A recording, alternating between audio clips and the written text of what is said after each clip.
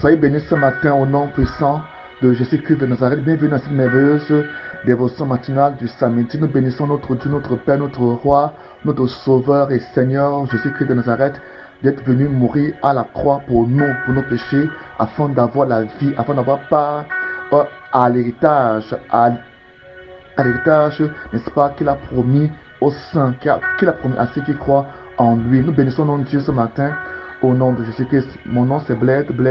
Ce matin, nous allons parler de comment prier pour nos enfants. Nous devons comprendre que nos enfants, avant de comprendre comment prier pour nos enfants, nous devons comprendre que nos enfants naissent, n'est-ce pas, avec des problèmes déjà reçus déjà par l'hérédité, dans le sang maternel et même par les liens adamiques. Nous devons apprendre cela et déjà dès leur naissance, commencer à prier pour eux, dès la conception, dès le ventre, dès que l'enfant est conçu, commencer à prier pour la prière pour l'enfant. Nous ne devons pas seulement commencer lorsque l'enfant est né, mais c'est avant même que l'enfant ne naisse, c'est avant que l'enfant ne soit même conçu, pour ceux qui le peuvent, et c'est après que l'enfant soit conçu, pendant la grossesse, nous devons prier pour les enfants, parce que les enfants sont attaqués dès leur conception, dans le ventre de leur mère. Voilà pourquoi beaucoup d'enfants naissent avec des malformations physiques, des malformations psychologiques, parce qu'ils ont été attaqués, touchés dès le sang de leur mère. Voilà pourquoi nous devons déjà commencer à prier pour nos enfants à partir même du moment où ils sont conçus, à partir même du moment où ils sont dans le ventre de leur mère.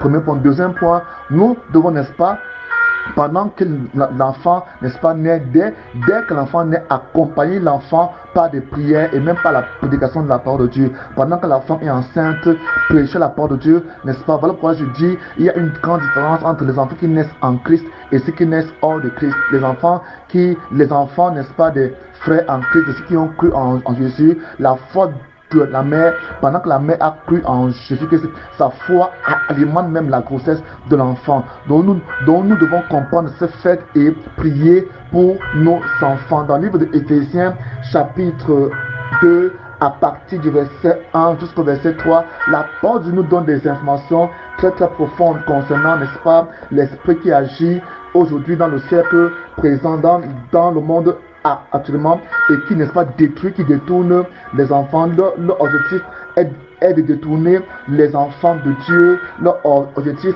est de détourner, n'est-ce pas, nos enfants de la présence de Dieu, pour les conduire dans les choses qui n'ont pas, n'est-ce pas, la raison d'être. On va aller dans Éphésiens 2, il dit ici au verset 1, autrefois, vous étiez morts à cause de vos fautes et de vos péchés. Comprenons que nos enfants, quand ils naissent avec la nature adamique. Même si toi tu as cru en Jésus-Christ de Nazareth, quand l'enfant naît avec la nature adamique, avec le corps du péché. La Bible dit que nous étions donc morts à cause de nos fautes et de nos péchés. Par ces actes, nous nous conformions alors de manière à cette manière de vivre qui est dans le monde, et nous suivions le chef des puissances spirituelles mauvaises, cet esprit qui agit maintenant dans les hommes rebelles à Dieu. Comprenons donc que cet esprit agit. Donc dès la naissance de l'enfant, cet esprit va vouloir entrer dans le corps de cet enfant pour agir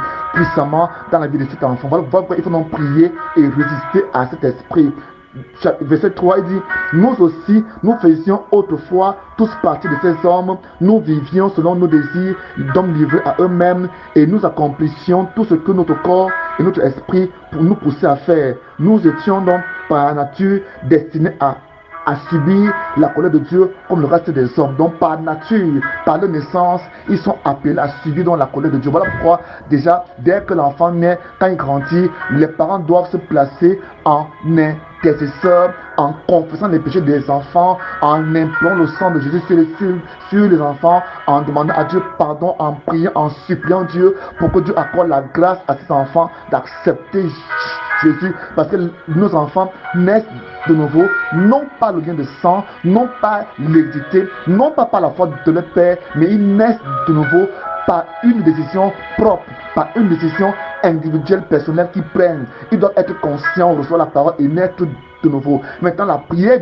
du parent a la capacité, la puissance d'accompagner, d'orienter l'enfant vers ce sens-là, dans ce sens-là, pour qu'il accepte le Seigneur Jésus-Christ. Dans le livre de 2 Corinthiens 10, nous apprenons comment prier pour nos enfants, pour les enfants rebelles, les enfants qui suivent les mauvais chemins, les enfants, n'est-ce pas, qui suivent, n'est-ce pas, qui ont été envoûtés, qui ont été charmés, qui ont été capturés par le monde des ténèbres, qui sont rebelles. La Bible dit dans le livre de 2 Corinthiens, chapitre 10, la Bible dit au verset 3, à partir du verset 3 au verset 5, il dit: sans doute, nous sommes des hommes et nous vivons comme tels, mais nous ne menons pas notre combat de manière purement humaine, car les armes avec lesquelles nous combattons ne sont pas simplement humaines, elles tiennent leur puissance de Dieu qui les rend capables de renverser les forteresses.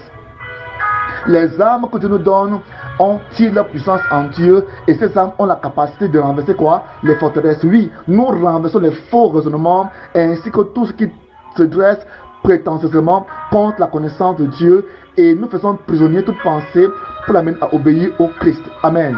Dans ce texte, nous tirons des informations suivantes. Premièrement, les armes que Dieu nous a données ont la capacité de renverser les forteresses. Donc, ces enfants qui sont, n'est-ce pas, rebelles, qui tirent le chanvre indien, qui prennent la drogue, qui suivent le chemin de la prostitution, de la rébellion, de la désobéissance, du vol, toutes ces choses-là, ils sont captifs des forteresses. Ta prière a la capacité de renverser des forteresses. Donc, en priant, tu dois donc prier et renverser ces forteresses qui tiennent ton enfant captif. Tu dois les renverser et libérer ton enfant de manière spirituelle. 1, 2, il dit, ces armes ont la capacité, lui, de renverser les faux raisonnements. Le comportement inique, le comportement pervers, le comportement immoral de nos enfants est nourri par des faux raisonnements, par la fausse connaissance. Cette fausse connaissance, la Bible dit que les armes que Dieu nous a données ont la capacité de renverser ces faux raisonnements, cette fausse connaissance. Donc nous prions deuxièmement et nous renversons, n'est-ce pas, ces fausses connaissances, ces faux raisonnements, ces faux enseignements, ces faux enseignants qui reçoivent et qui les mettent dans ces captivités. Nous détruisons ces enseignements, ces raisonnements, ces connaissances au nom de Jésus. Et nous ramenons, n'est-ce pas, nos enfants à la connaissance de Jésus, à la connaissance de Christ. Nous ordonnons dans le nom de Jésus-Christ que leurs cœurs soient ouverts à la pensée de Christ, à la parole de Dieu. Nous brisons dans les forteresses, nous renversons les raisonnements. Troisièmement, nous devons nécessairement comprendre que les armes que Dieu nous a données ont la capacité de renverser tout ce qui se dresse prétentieusement contre la connaissance de Dieu. Donc on va encore prier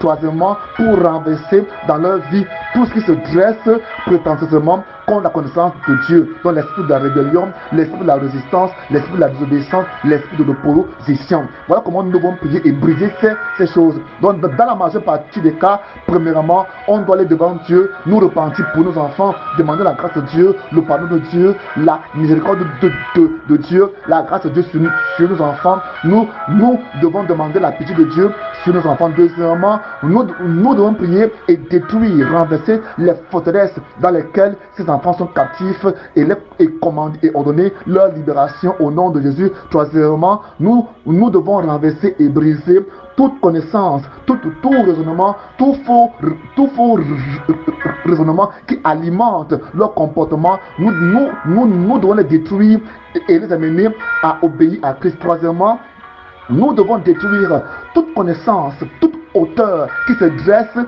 prétentieusement, orgueilleusement contre Christ, contre Dieu et même contre toi-même. Briser cela, briser ces hauteurs, briser ces connaissances-là, ces hauteurs, ces esprits au nom de Jésus et ordonner maintenant que ces enfants obéissent à Christ en tant que leur père, leur mère. Tu as ce droit de prier, cette autorité de détruire ces choses et elles vont être détruites. Tu as donc deux autorités. La première est de Dieu, la deuxième est naturelle. Tu dois utiliser ces deux autorités pour réclamer ton enfant à Christ. Et enfin, il dit, nous faisons prisonnière toute pensée pour l'amener à obéir à Christ. Donc enfin, nous ordonnons ces enfants dans la prière à obéir à Christ, à obéir aux parents, à nous obéir au nom de Jésus. Voilà comment on doit prier pour nos enfants. On doit prier pour nos enfants, aller vers Dieu et ordonner aux esprits qui les contrôlent de partir. Donc il y a deux points. Premier point, aller vers Dieu en supplication, en pleurs, en larmes, en humiliation. Deuxième point, aller maintenant vers ces enfants en prière et ordonner aux esprits qui les embêtent, qui les dérangent, de les libérer.